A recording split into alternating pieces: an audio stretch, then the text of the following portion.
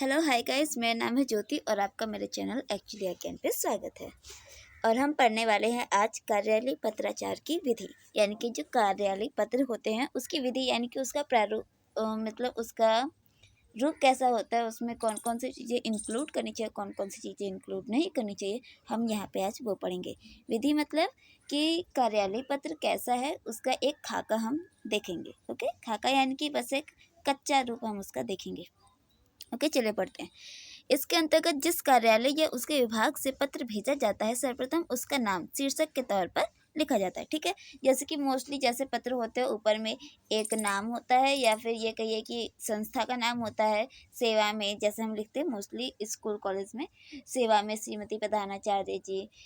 फिर उसके पद का नाम लिख, वैसे पद का नाम तो प्रधानाचार्य हो गया। हाँ, तो हम ये लिखते हैं कि सेवा में श्रीमती प्रधानाचार्य जी, कॉलेज का नाम, फिर वो कौन सी जगह से है, यानी कि जगह दिल्ली है, राजस्थान है, गुजरात है, वो लिखते हैं। फिर उसके बाद विषय लिख के फिर साथ में महोदय के साथ अपनी पूरी रामकथा कह देते हैं, है ना, कुछ ऐसे ही होता है। तो यहाँ पे वही है कि सबसे ऊपर में पहले शीर्षक के तौर पर सर्वप्रथम उसका नाम लिखा जाता है। फिर परिणाम स्वरूप पत्र प्राप्त करने वालों को पत्र देखते ही स्पष्ट रूप से ज्ञात हो जाता है कि अमुक, अमुक का मतलब होता है कि ये जो भी पत्र है कुछ, अमुक का मतलब होता है कुछ। ठीक है, जैसे कि अमुक चूक, ये शब्द साथ में यूज किया जाता है। ठीक है, तो अमुक का मतलब होता है ये जो कुछ पत्र है ये उसके यहाँ से आए हैं, उसे कहाँ से आए हैं। यहाँ पे सेंटेंस क्या कह रहा है, सुनिए। अमुक पत्र उसे कहाँ से आए हैं, ये उसे कैसे पता चलता है?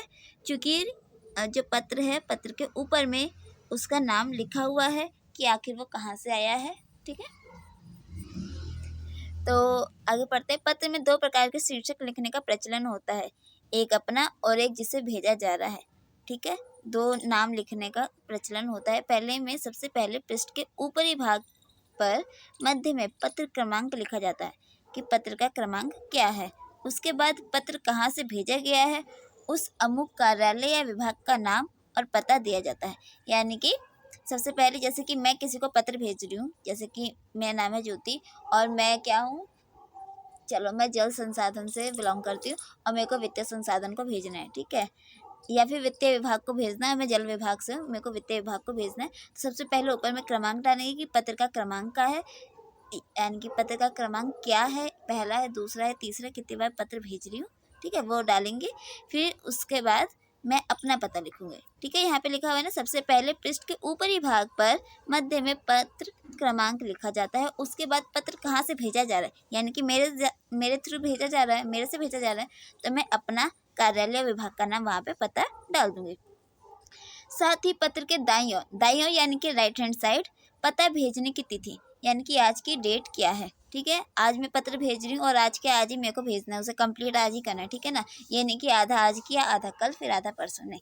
आज शुरू किया है तो आज उसे कंप्लीट करना है, तो आज की हम डेट डाल के उसे भेजेंगे। ठीक है, तो आज की हम तिथि लिखेंगे कि उस कार्यालय या विभाग से वह पत्र किस दिन भेजा गया है। ओके, क्लियर हो गया ना।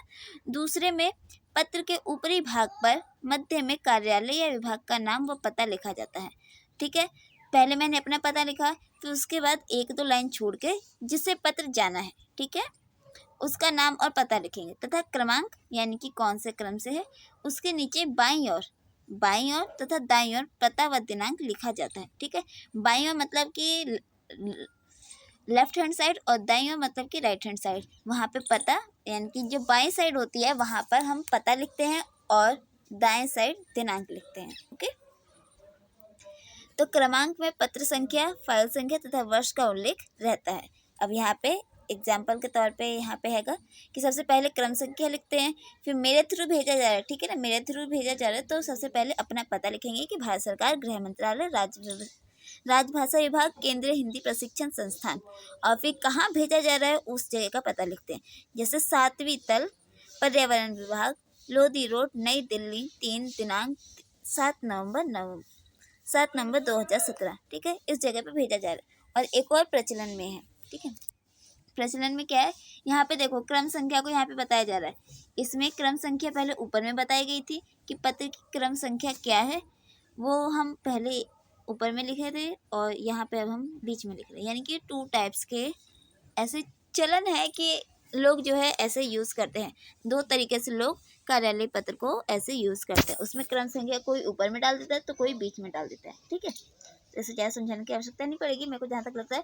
फिर सेकंड पॉइंट है पत्र प्रेषक का नाम व पद, यानी कि पत्र पर हम प्रेषक यानी कि जो भेज रहा है, ठीक है, उसका नाम और पद उसमें लिखा रहेगा। यानी कि पत्र में शीर्षक अर्थात क्रमांक के नीचे, ठीक है, जो भी हम शीर्षक लिखेंगे और क्रमांक के यानी कि जो भी उस पत्र का क्रमांक है उसके नीचे में बाइयों मतलब लेफ्ट हैंड साइड एक पंक्ति छोड़कर अधिकारी का नाम यानी कि मेरा नाम और अगली पंक्ति में पद का नाम दिया जाता है, यानी कि कार्यालय का पता भी दिया जाता है, ठीक है। मेरा नाम हो जाएगा, मेरा पद का नाम हो जाएगा, मेरा नाम, मैं जिस पोजीशन पे हूँ, मेरा जो पद है वो, और साथ ही कार्यालय का पता यानी कि मैं कौन से एरिया से हूँ या फिर जल संसाधन से हूँ, दिल्ली से हूँ, और कौन सा दिल्ली है उसका पिन कोड, ठीक है, वो सब डाल जाएगा।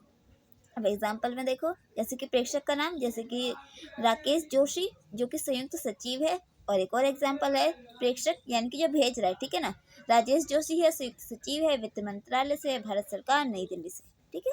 फिर थर्ड पॉइंट आता है प्रेषित यानी कि प्राप्तकर्ता, जिसने प्राप्त करना है वो पत्र, हम उसका भी नाम पद और पता लिखेंगे, ठीक है।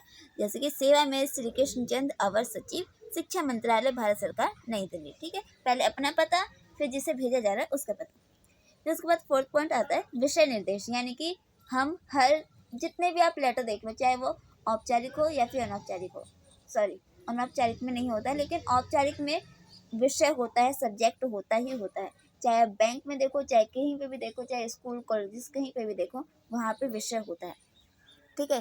तो विषय में संक्षिप्त रूप से पत्र का मूल आशय को उल्लेखित किया जाता है, ठीक है। संक्षिप्त यानी कि छोटे रूप में जो पत्र का जो मूल एम है, आखिर किस एम से वो पत्र लिखा जा रहा है, वो एम वहाँ पे लिखा जाता है। जैसे कि अगर हम स्कूल में तो लिखते हैं ना कि कि आपकी गली में सड़क पर पानी भर गया या फिर नाली का पानी ज़्यादा बह रहा है, किसी बच्चों के स्कूल पार्क के लिए, या फिर ये कह लीजिए कि महामारी कोई फैल रही है इसलिए आपको पत्र लिखना है, तो वहाँ पे आप एक विषय रखते हो, है ना, कि महामारी के लिए हमारे एरिया में बहुत ज़्यादा गंदगी है, यहाँ पे कर्मचारी नहीं आ रहे हैं, ऐसे कोई विषय रख के हम वो करते हैं।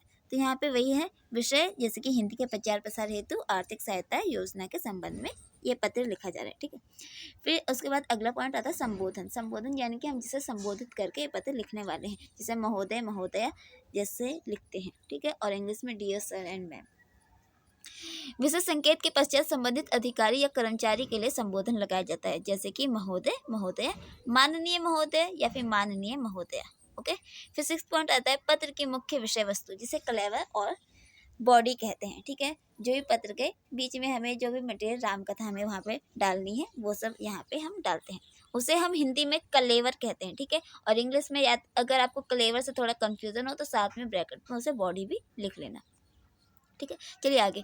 तो कार्यालय पत्र का मुख्य भाग अर्थात कलेवर अत्यंत महत्वपूर्ण होता है। इसमें विषय से संबंधित विचारों का क्रमिक रूप में लिखा जाता है। यदि पत्र बड़ा हो तो उसे एक से अधिक अनुच्छेदों में यानी कि पैराग्राफ्स में विभाजित किया जा सकता है। जैसे कि उपयुक्त विषय पर आपके दिनांक डैश के पत्र संख्या डैश के संदर्भ में यह सूचित किया जाता है कि डैश, यानी कि उसके आगे आपको जो लिखना है। और फिर अगर आप और उसे थोड़ा लंबा करना चाहते हो तो आपके लिए एक और है कि आपके दिनांक डैश के पत्र संख्या डैश में जो अनुरोध किया गया है उसे स्वीकार करते हुए यह सूचित करने का अनुदेश हुआ है कि डैश, ठीक है। फिर अगला है पॉइंट अधोलेख या फिर स्वनिर्देश, जिसे हम अपना पता उसमें हम बताते हैं, जैसे कि भव दिया, अपना नाम लिखेंगे, वही, ठीक है। तो क्या मूल पत्र की समाप्ति के उपरांत पत्र के दाइयों यानी कि राइट हैंड साइड स्वनिर्देश लिखा जाता है, जैसे कि भव दिया, और ये लिंक पर आधारित होता है, ठीक है ना। भव दिया लिंक पर आधारित होता है। अगर लिंक पे आधारित नहीं होगा तो जाहिर सी बात है यार, कुछ सोच समझ के डाला गया हो गया ना। फिर 8 पॉइंट आता है, यानी कि इसका अगला नेक्स्ट पॉइंट आता है, वो है हस्ताक्षर, यानी कि जो भी पत्र लिख रहा है प्रेषक वो अपने वहाँ पे हस्ताक्षर लिखेगा, या फिर जो भी सचिव के द्वारा लिखा जा रहा है उसके द्वारा लिखवाया जा रहा है तो वो हस्ताक्षर करेगा। तो अधोलेख के नीचे प्रेषक को हस्ताक्षर करने होते हैं, और कोष्टक में नीचे उसका नाम लिखा होता है। कोष्टक होता है ब्रैकेट, ठीक है, कोष्टक में उसके नाम लिखा होता है, जैसे कि हस्ताक्षर है और ब्रैकेट में उसका नाम है विमल प्रसाद द्विवेदी, अवर सचिव, भारत सरकार, ठीक है। फिर उसके बाद अगला पॉइंट आता है संलग्न। संलग्न का अर्थ होता है कि हम अपने पत्र के साथ कुछ चीज़ें अटैच करके दे रहे हैं, ठीक है, उसके साथ कुछ एक्स्ट्रा डॉक्यूमेंट्स हमें देने हैं, तो उसे ही हम कहते हैं संलग्न करना, यानी कि एनक्लोजर्स। ओके, प्रतिलिपियाँ, फोटोकॉपी, स्वनिर्देश तथा हस्ताक्षर के नीचे पत्र के बाईं ओर मतलब कि लेफ्ट हैंड साइड, ठीक है, बाईं ओर संलग्न लिखकर पत्र के साथ भेजे जा रहे कागजों की सूची दी जाती है, यानी कि कागजों की सूची दी जाती है और फिर साथ में उसे कागज को अटैच कर दिया जाता है। जैसे कि संलग्न लिख दिया और फिर मूल प्रमाण पत्र की सत्यापित प्रतियां, फोटोकॉपी, शैक्षिक अनुभव की सत्यापित प्रतियां, सूचनार्थ प्रतिलिपियां और डैश डैश डैश जो आप साथ में उसके साथ अटैच करोगे। ओके, तो ये कार्यालय पत्र की हमने क्या पढ़ा, उसका प्रारूप पढ़ा, ठीक है, खाका हमने पढ़ा। आशा करती हूँ आपको समझ में आया होगा, क्लियर हुआ होगा। अब नेक्स्ट वीडियो में हम कार्यालय पत्र के प्रकार देखेंगे।